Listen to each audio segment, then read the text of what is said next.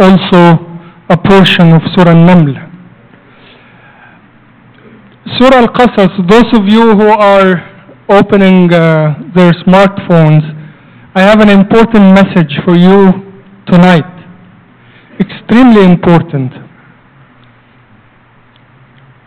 I have to start by saying that Surah Al-Qasas, which is chapter number 28 of the Quran, is one of my personal favorite surahs of the Quran. And all the surahs and all the verses are beautiful. But especially this one has a relevant message for us in these difficult days. Surah Al-Qasas, first of all, was revealed to our beloved Prophet ﷺ at difficult times. When he was migrating from his hometown, his beloved town Mecca, to Medina, to Yathrib. So you could imagine, and the Prophet ﷺ himself, when he looked back at his hometown, leaving his hometown, he actually shed tears until his blessed beard got wet. And he was actually calling his blessed town Mecca, saying that, Ya Mecca, Allah who drove me away from you, I would not have left you whatsoever. So you could imagine the sadness and the agony and the feeling of our beloved Prophet ﷺ. So around these difficult times, this surah was revealed to give him strong hope in Allah subhanahu wa ta'ala. And that's why this, as I shared with you, this is one of my favorite surahs of the Quran, along with Yasin and Al-Kahf and Al-Mulk and Al-Waqi'ah. So this particular one, is a message of hope for us. How? Now, literally, I could stand here and talk to you about this surah for hours and hours. But in 2-3 minutes, I would like to just focus on two insights and two messages from this blessed surah. And especially sisters, pay attention to me because it is something relevant and pertinent. Of Surah Al-Qasas, Allah subhanahu wa ta'ala talks about a story of the earlier prophets. There is a focus, a concentration, a perspective, certain perspective Allah subhanahu wa ta'ala wants to emphasize. So what is the focus or perspective of this surah? It's basically the early stage or the early formation of Sayyidina Musa alayhi salam. His early stage, when he was a baby, when he was a child, when he grew up. So it is basically his life cycle, especially the early cycle. This is the focus of this surah. Allah subhanahu wa ta'ala started, I said, just two insights and two messages from this surah. Allah subhanahu wa ta'ala started by talking about how horrible Pharaoh was, a dictator. He actually killed an entire generation of males, the children of Israel. He was a dictator. He claimed to be the Lord. So he usurped something that is only He is the Lord. I am the Lord. Allah Ta'ala told us, and here is the insight, that He wanted to bless the children of Israel and to make them leaders. And the question is how? How Allah subhanahu wa ta'ala effected His will, His mashi'at. How? If you read, those of you who have the Quran with you, if you read just verse number 7, this is how Allah subhanahu wa ta'ala effected His mashi'at, His will, to make the children of Israel leaders and to deliver them from the agony of Pharaoh. How? The verse reads, and listen carefully, sisters. وَأَوْحَيْنَا إِلَى أُمِّ مُوسَى أَنْ أَرْضِعِهِ. The first step, how Allah is will to make the children of Israel leaders and to deliver them from the dictatorship of Pharaoh. How? We inspired into them.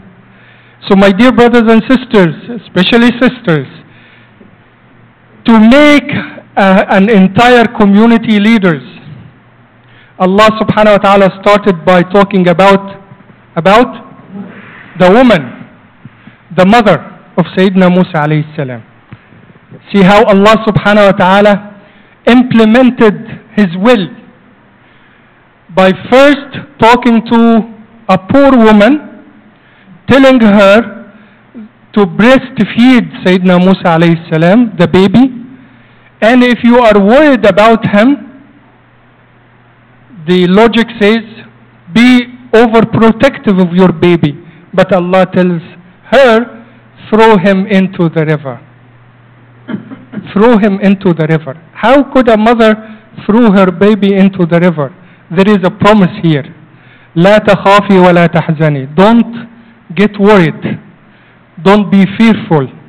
We shall return him to you, and we shall make him one of the messengers. And Allah subhanahu wa ta'ala, He made two promises. We shall return him to you. Did it happen? Yes. And we shall grant woman, sisters, mothers. This is actually the leaders of the community. And if we draw parallel to our beloved Prophet sallallahu alaihi wasallam, how was woman being crucial in the life of our beloved Prophet Sayyidina Muhammad sallallahu alaihi wasallam? His mother died when he was 5, 6. Okay.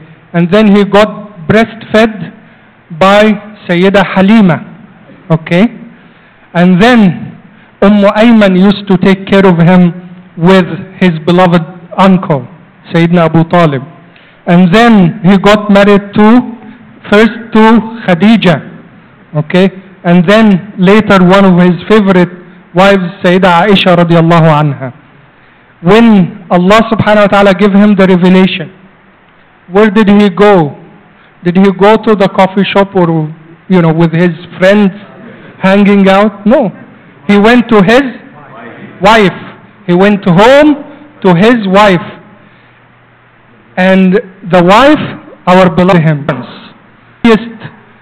business women in the entire Mecca. She devoted all of her wealth to support him and to support his da'wah. Okay? About Sayyidah Aisha, do you know that the Prophet ﷺ told us, the Ummah of Muhammad ﷺ, take half of your faith from this woman. Half of the faith is transmitted through on the authority of one woman, Sayyida Aisha radiallahu anha. Take half of your faith from a woman, from this woman, referring to a Sayyida Aisha radiallahu anha. So, woman actually gives birth to half of the community, right? And she brings up the other half. So she is everything. So that's the first insight. The second insight, it's verse number 80. You know, my dear, the lifespan of any one of us. Maybe 80, 85 years, 90, 100, 120. With this time and age, it's very difficult. If we are healthy, and when we get 70 or 80, this is a blessing. This life is full of tests. Sickness is a test. Wealth is a test. Children is a test. Everything is a test. And then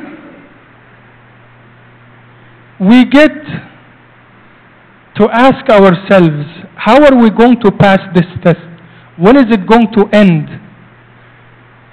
Allah answers in verse number 83. So again, chapter 28, verse 83, where Allah subhanahu wa ta'ala tells us, وَالْعَاقِبَةُ لِلْمُتَّقِينَ.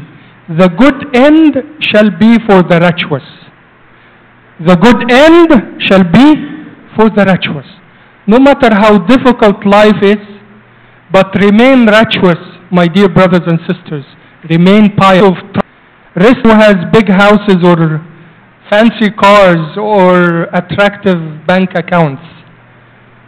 The one who is successful is the one who will make it to paradise, and Allah will save him from the torment of hellfire. Allah is telling us this. The good end shall be for the righteous. We need to sacrifice. We need to sacrifice for the sake of our faith. Our faith did not come to us on a silver platter, my dear brothers and sisters. It came through many sacrifices. In the early days, Sayyidina Muhammad sallallahu alayhi wa sallam, Sayyidina Abu Bakr radiyallahu anhu, Sayyida Khadija al-Kubra radiyallahu anha, Sayyida Aisha, Sayyidina Ali, Sayyidina Uthman, Sayyidina Abu Bakr, and many, many others. You know Sayyidina Abu Bakr as-Siddiq radiyallahu anhu, who is one of the wealthiest businessmen in Mecca. But he spent all of his cash flow to support the da'wah of Sayyidina Muhammad sallallahu alayhi wa sallam. He freed slaves, among whom was Sayyidina Bilal radiyallahu anhu. Our faith to sacrifice for this world so that we could earn the better place in Jannat al-Firdaus al-A'la with our beloved Prophet sallallahu alayhi wa sallam. So again, the two insights.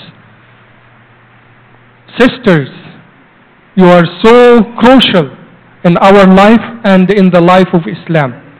Number two, the good end shall be for the righteous people.